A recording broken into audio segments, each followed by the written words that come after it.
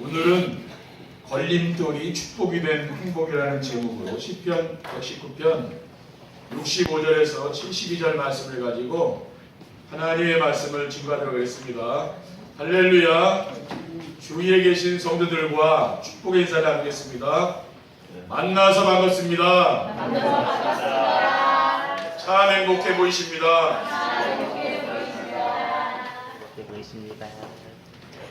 대부분의 사람들이 생각하는 행복이란 힘들고 어려운 일이 없이 순탄하게 사는 것입니다.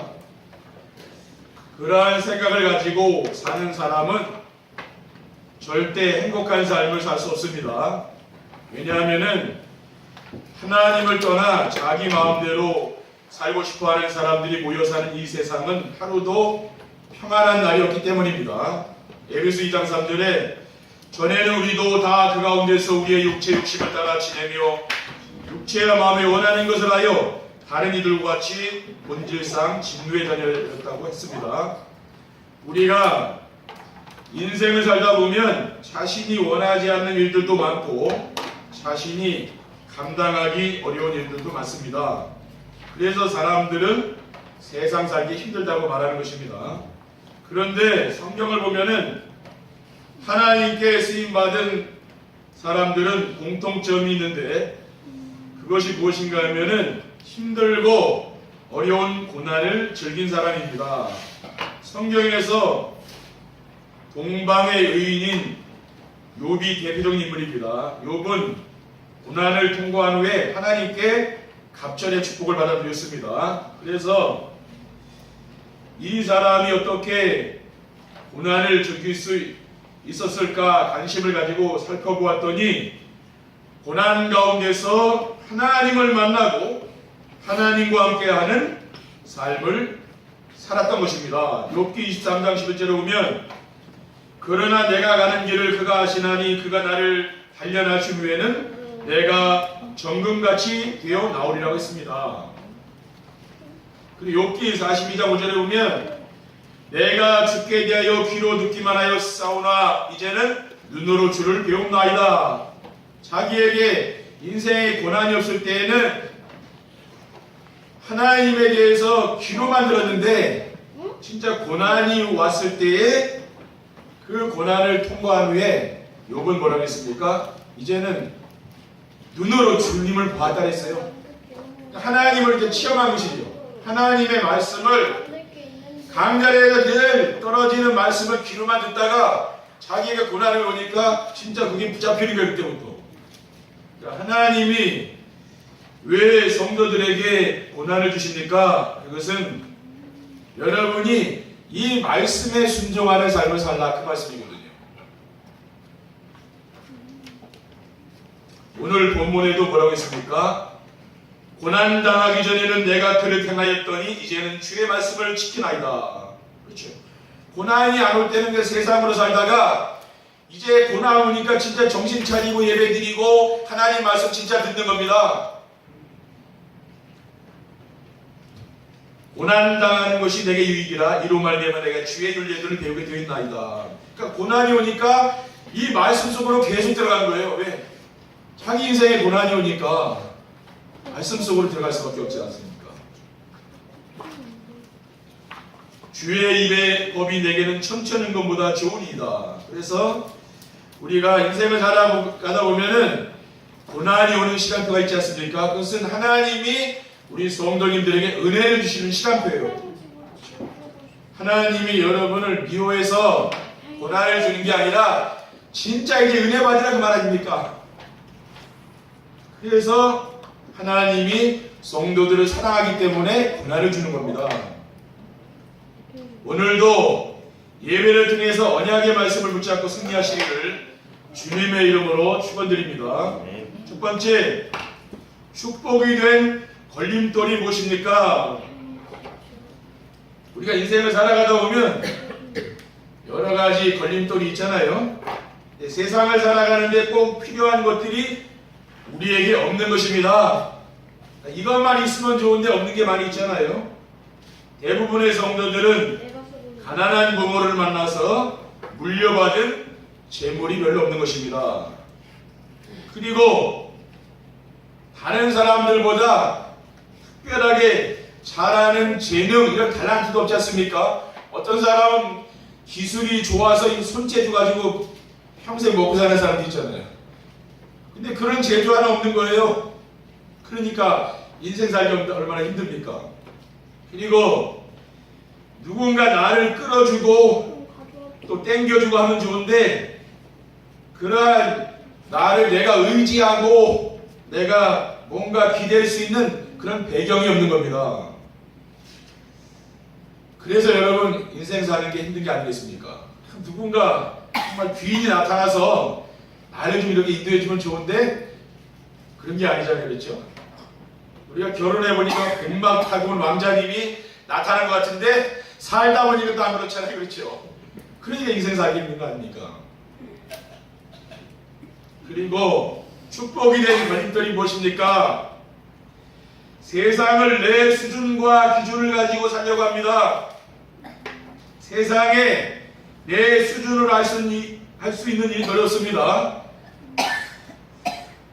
그래서 저는 이게 목회를 한 12년 정도 했는데, 사람들이 내 기준에 맞는 사람들이 별로 없더라고요. 이렇게 했더니 됐다, 또 저렇게 했더니 안 됐다, 맞다 틀리다, 이런 기준이 얼마나 많습니까? 그것이 전부 자기 중심이라, 자기 생각이 알고 보면은. 그래서 제가 지금까지 목회를 하면서 이것저것 다 해봤는데 그것 가지고는 안 되더라고요.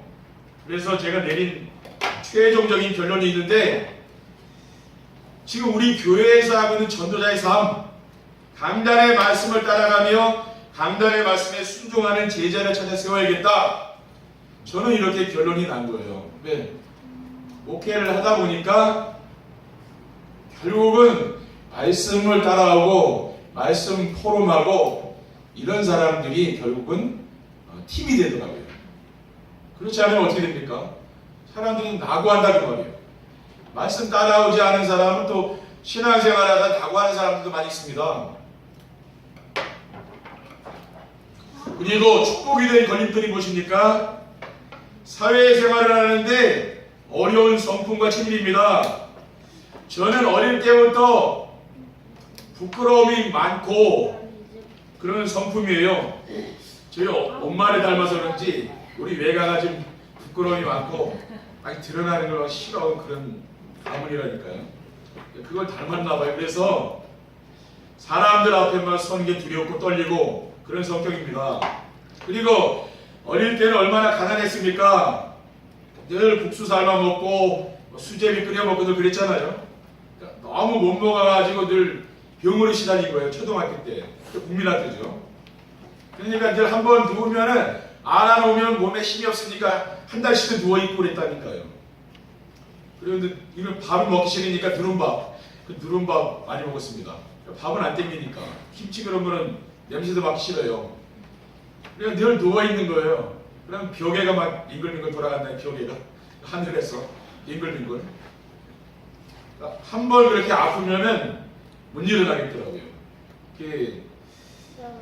그게 몸이 약해서 그런 거죠. 그러니까 늘 학교에 많이 빠졌고, 그러니까 집에서 혼자 시간을 많이 보냈어요. 집에서. 저는 저희 동생들보다 제가 몸이 약했기 때문에 주로 부모님하고 집에 있는 시간이 많았습니다. 그리고 방에서 누워있는 시간이 많다 보니까 공상하지 않습니까? 그래서 생각을 많이 하는 것 같아요. 어릴 때 가만히 누워있다 보니 다른 친구들 학교 가서 아이들하고 놀지만은 저는 늘 방에 누워있는 거예요.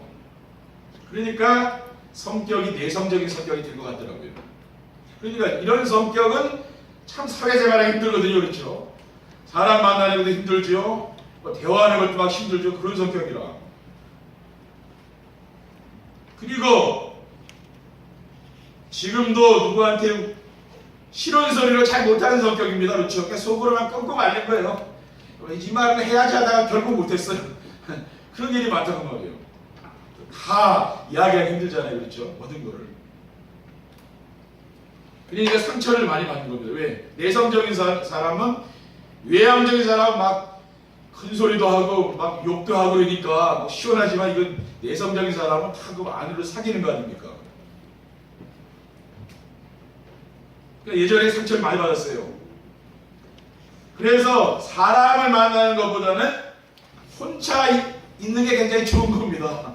저는 그렇다니까요. 그래서 저는 어디서 쉬냐면은요, 제 서재가 있어요. 집에 가면은 조그만 방인데 저는 아무리 피곤하고 힘들어도 거기서 쉴 생각을 늘 한다니까요. 아, 내가 이렇게 힘들어도 여기 들어가서 좀 쉬어야지, 내가 여기서 자야지, 그런 내가 행복한 꿈을 꾸고 살아요. 왜? 제가 쉴 수 있는 그 공간이 그 좋더라고요.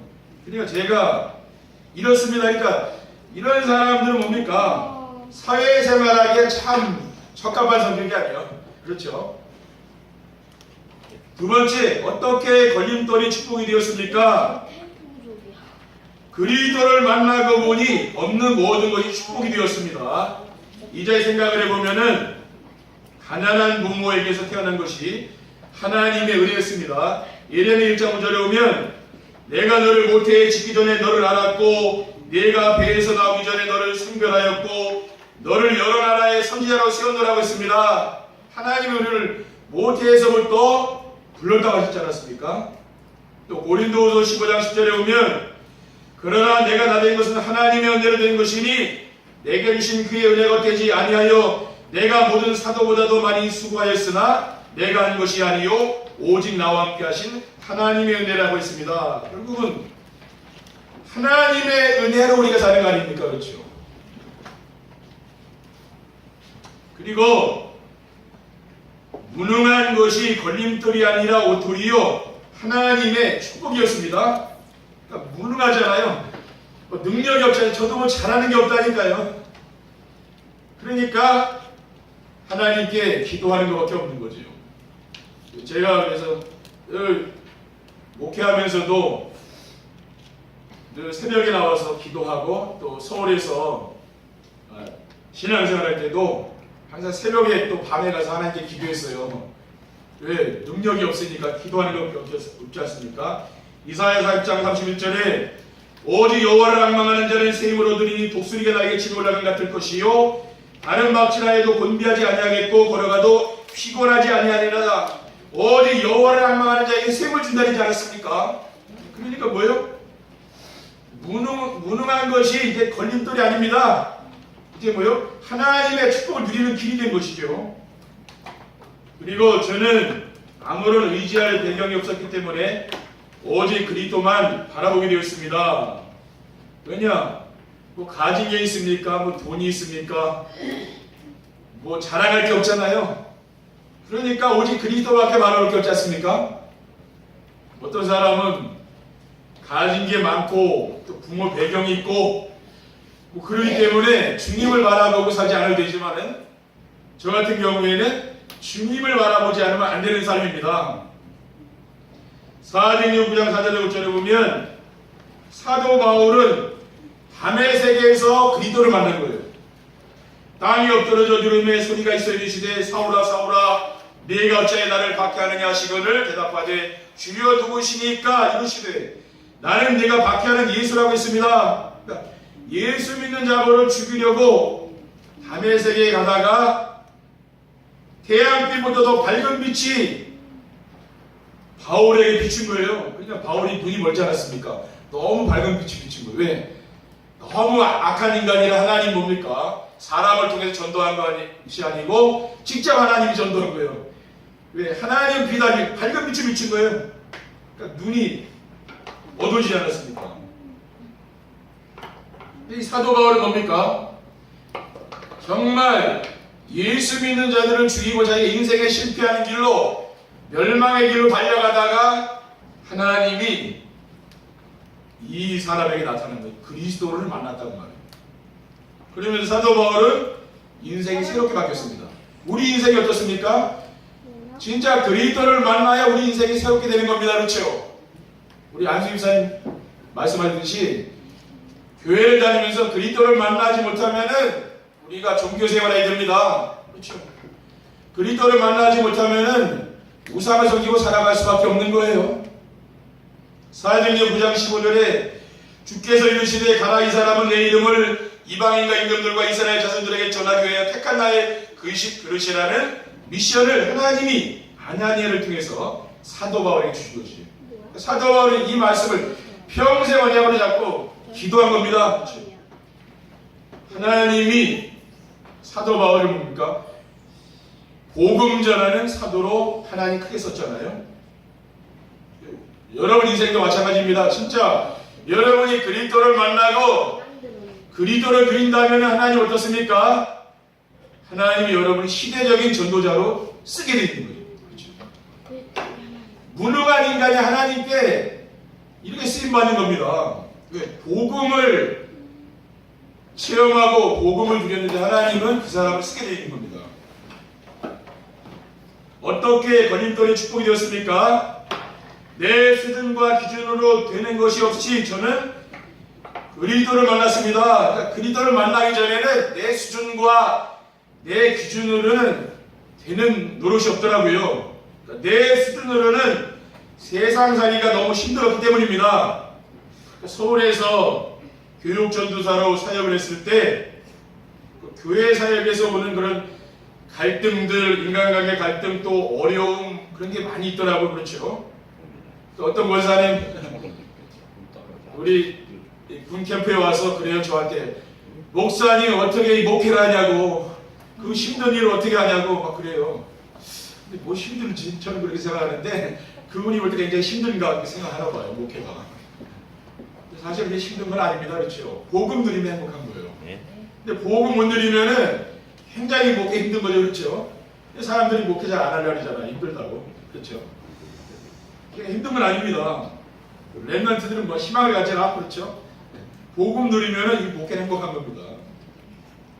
그래서 제가 그때 예수님이 그리스도라는 사실을 깨달은 거예요. 그러면 제 인생이 바뀌었습니다. 사도 바울과 같이 제가 그때 복음을 정말 깨달은 거죠. 그러면 제 인생이 딱 바뀌었어요. 그때부터. 그러고 보니까 그리스도 안에서 보니 내 수준과 기준이 틀렸다는 게 발견됐습니다. 그렇죠? 내가 뭐 사람 미워하고 뭐 좋아하고 그거 다 틀린 걸 알게 되었어요. 뭐 일이 힘들고 뭐 일이 안 힘들고 그게 다 틀리다는 걸 알게 되었습니다. 로마서 8장 1절에 2절에 그러므로 이제 그리스도 예수 안에 있는 자에게는 결코 정죄함이 없나니 이는 그리스도 예수 안에 있는 생명의 성령의 법이 죄와 사망의 벌수들을 해방했음이라고 했습니다. 그리고 고린도전서 1장 18절에는 십자가의 도가 멸망하는 자들에게는 미련한 것이요 구원을 받는 우리에게는 하나님의 능력이라고 했습니다. 고린도전서 1장 24절에 보면 오직 부르심을 받은 자들에게는 유대인이나 헬라인이나 그리스도는 하나님의 능력이요 하나님의 지혜니라. 사람들이 지금 구하는 게 뭡니까? 능력을 얻기 위해서 귀신에게 가서 빌고하는 사람들 왜 그렇습니까? 능력을 빌려고 하는 거 아니에요?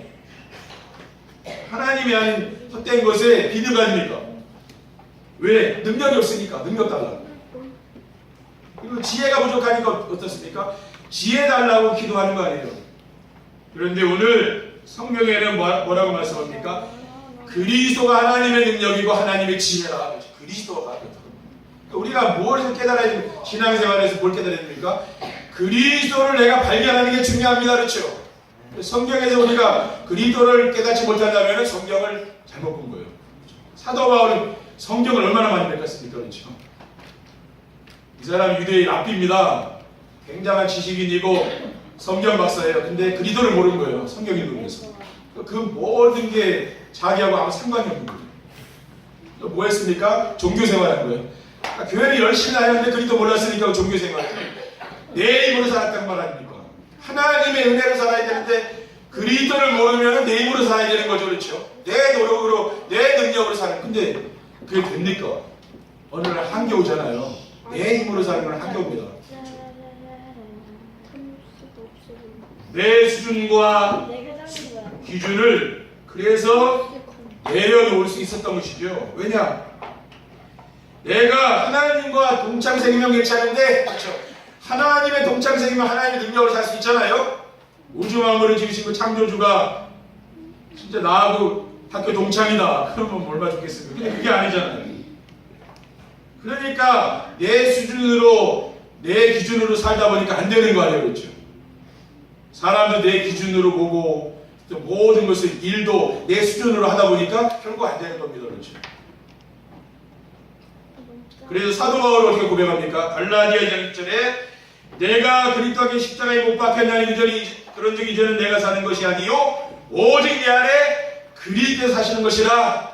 이제 내가 육체 가운데 사는 것은 나를 사랑하사 나를 위하여 자기 자신을 버리신 하나님의 아들을 믿는 믿음 안에 사는 것이라고 했습니다. 그러니까 나는 죽고 내 안에, 그러니까 나는 죽었다는 건 뭐 이제는 내 능력, 내 수준으로 살겠다 그 말이 아니잖아요.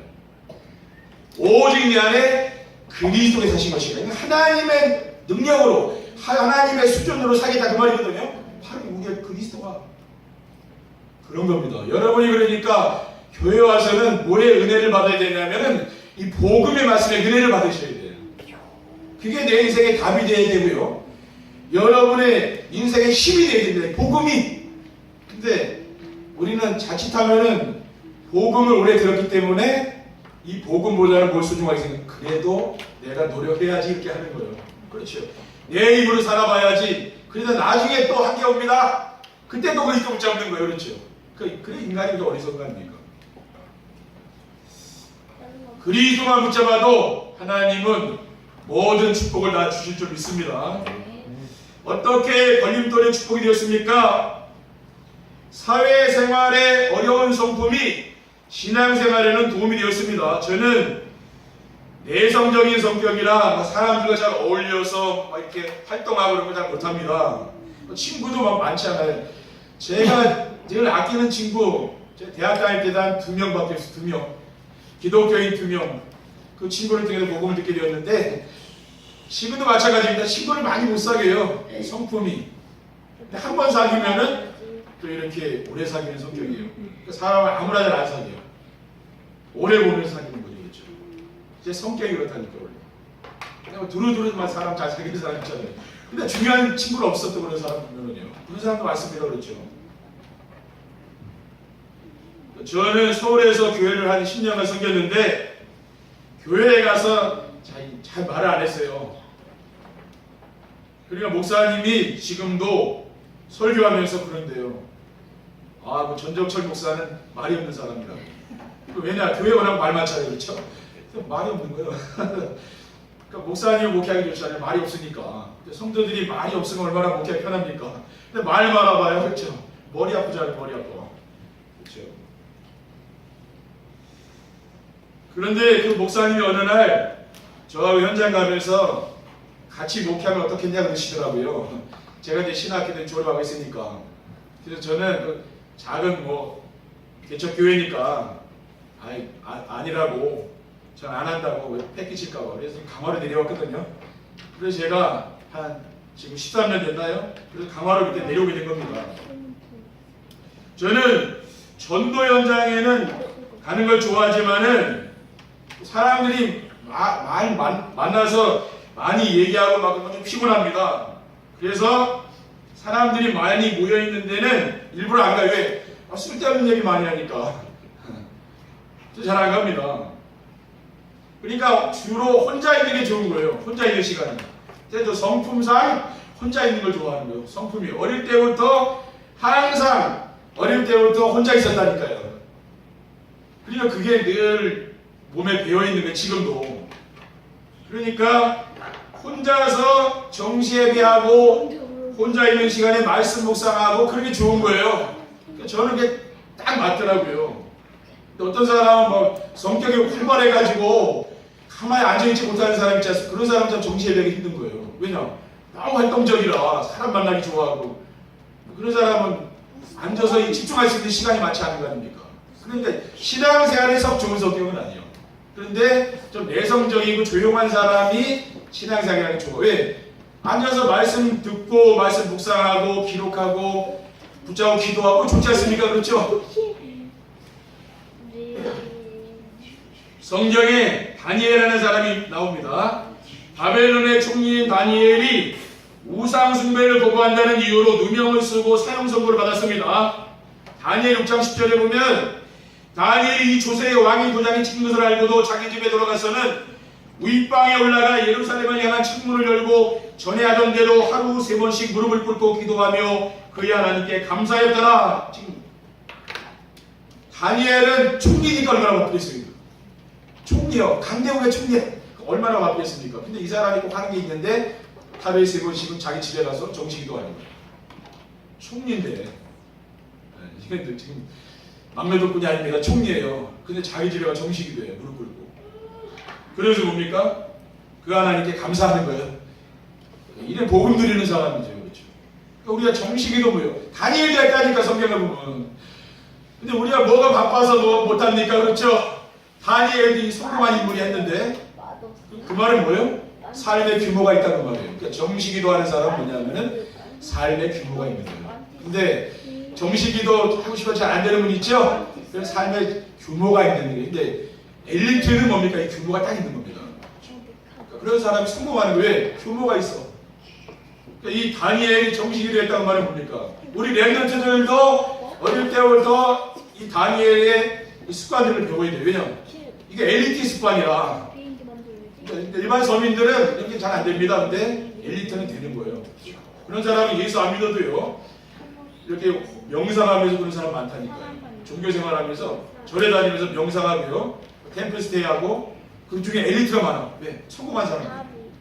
자기한테 맞는 거예요. 그게. 엘리트는 뭡니까? 늘 자기 시간을 갖고 있잖아요. 자기 시간이 없는 사람이 어떻게 엘리트가 되겠습니까? 그렇죠? 자기가 연구하고 자기가 묵상하고 이런 시간이 있는 거예요. 우리 랩런트들이 뭐예요? 이런 사람이 되라. 그렇죠? 자기 시간을 가져라 그 말이에요. 나만의 시간이 필요한 겁니다. 그게 뭡니까? 나의 감남산. 그렇죠? 그게 필요한 겁니다. 왜냐? 세상 살아가다 보면 너무 분주하고 또 인간관계에 뭐 혼란이 오고 그럴 때 뭐예요? 깊이 정식이 되라. 그럼 뭡니까? 그게 다 정리돼요. 정식이도 안 하면 여기 얽히고 저기 얽히고 막 인생 사는 게 진짜 괴로운 거예요. 왜? 이 사람한테 또 치이고 저 사람한테 치이고 이 일에 치이고. 근데 여러분 조용히 강단의 말씀을 내가 듣고 묵상하는 시간 갖는 사람은 뭡니까? 나 정리가 된다고 말이에요. 왜? 삶의 우선순위가 딱 나오는 겁니다. 세 번째 결론입니다. 걸림돌이 축복이 된 행복한 삶을 살면 어떻게 됩니까? 지난 과거의 상처들이 치유되어서 원망과 후회가 없습니다. 저는 사람을 원망하거나 그런 거는 별로 없습니다. 치유됐어요. 저도 옛날에 그랬다니까요. 사람 미워하고 그랬는데 그게 없어지더라고요. 전도자의 삶을 살면서 이게 없어졌습니다. 대부분의 성도들이 치유가 안 되어서 교회는 나오지만은 자신의 환경과 사람을 못 넘어서지 않습니까? 근데 여러분이 치유되는 방법이 있으면 뭐냐? 혼자 있는 시간에 강단 메시지를 듣는 정신의 축복을 누려라. 그러면은요, 여러분 어느 날 치유됩니다. 부모님에게 이런 상처들 이런 게 다 없어진다. 딴도 모르게 없어지는 거예요. 노력해야 되는 건 아니잖아요. 하나의 은혜를 줘야 되는 것이지. 그리고 교회 안에서는 말씀 실천님과 함께 말씀 포럼과 전도 포럼을 하면 어떤 일을 영적 치유가 일어난다는 말이에요. 그러면서 영적 서밋이 돼요. 그러니까 마음이 평안하고 삶의 여유가 있고 행복합니다. 그렇죠. 그러게 인생 행복한 거 아닙니까? 이렇게 변한다니까요. 앞으로 이런 응답 온다니까요. 그리고 걸림돌의 축복이 된 행복한 삶을 살면 어떻게 됩니까? 지금 힘들고 어려운 일 때문에 낙심하지도 않게 됩니다. 하나님이 나와 함께 하시는 임마누엘 축복을 누리면은 어떤 어려운 문제가 찾아온다고 할지라도 두렵지 않은 겁니다. 근데 임마누엘을 못 누리는 사람은 어떤 문제를 만나면 진짜 심각한 위기를 느끼죠. 근데 늘 주님과 함께 사는 사람 어떻습니까? 대수롭지 않은 거라. 왜? 하나님 앞으로 더 큰 응답 줄 거니까. 그렇죠. 욥을 보십시오. 더 큰 응답이 왔다니까. 고난이 왔는데 하나님 갑자기 응답을 줬어요. 그게 복음 안에 있는 축복입니다. 여러분 어려운 일이 왔습니까? 앞으로 그것을 갱신하면 더 큰 응답 주겠다는 말이거든요. 이사야 41장 10절에 두려워하지 말라 내가 너와 함께하리라 놀라지 말라 나는 네 하나님이 됨이라 내가 너를 굳세게 하리라 참으로 너를 도와주리라 참으로 나의 의로운 오른손으로 너를 붙들리라는 언약의 말씀을 듣기 때문에 낙심하지 않는 거예요. 왜? 두려워하지 말라가 하나님이 내가 너와 함께 하겠다 그러지 않았습니까? 그렇죠. 여러분에게 가장 큰 힘이 뭡니까? 돈입니까? 뭡니까? 하나님이 나와 함께 하는 게 여러분에게 진짜 힘이 된다면 여러분 인생 살면서 두려워할 일은 없는 거예요. 그렇죠. 하나님이 함께 하니까. 그리고 걸림돌이 축복이 된 행복한 삶을 살면 어떻게 됩니까? 미래에 대한 두려움이나 근심 걱정이 없이 살게 됩니다. 지금까지 우리의 가정과 산업을 지켜주시고 인도해주신 하나님께서 앞으로의 인생도 책임지지 않겠습니까? 그렇죠? 여러분 아직까지 하나님이 다 먹여 살렸잖아요. 앞으로 미래는 굶기겠습니까? 마태오 6장 33절 34절에 보면 너희는 먼저 그의 나라와 그의 의를 구하라. 그리하면 이 모든 것을 너희에게 더하시리라. 그러므로 내일 일을 위하여 염려하지 말라. 내일 일은 내일이 염려할 것이요 한나라의 괴로움은 그날로 족하니라. 성경에는 염려하지 말라고, 하나님이 염려하지 말라고, 왜? 그 말을 우리가 염려한다는 말이에요. 세상 것 때문에 염려하지 말라고 말이에요. 그리고 빌립보서 4장 6절에 보니요 아무것도 염려하지 말고 다만 모든 일에 기도와 간구로 너희 구할 것을 감사함으로 하나님께 아뢰라 했습니다. 감사함으로 하나님께 아뢰라. 염려하지 말라고 말이에요. 왜? 하나님이 돌봐주시니까 염려하지 말라고 말이에요. 그렇죠? 왜? 내 능력은 안 되잖아요. 하나님의 능력이 나타나야 되는 거예요. 여러분 산업에 하나님의 손길이 나타나야 되는 거 아닙니까? 그건 진짜 아닙니까? 여러분 가정도 마찬가지입니다. 우리 교회도 마찬가지입니다. 그리고 빌립보서 4장 19절에 나의 하나님이 그리스도 예수 안에서 영광 가운데 그 풍성한 대로 너희 모든 쓸 것을 채우시리라. 하나님이 풍성한 대로 쓸 것을 채우겠다 했잖아요. 그러니까 염려하지 말라고 말이에요. 알겠습니까? 이번 한 주간 염려하지 마시고 여러분의 걸림돌들이, 여러분 인생에 장애되는 것들이, 여러분 가지고 있는 영적 문제들이 정말 여러분 인생에 축복이 될 줄 믿습니다.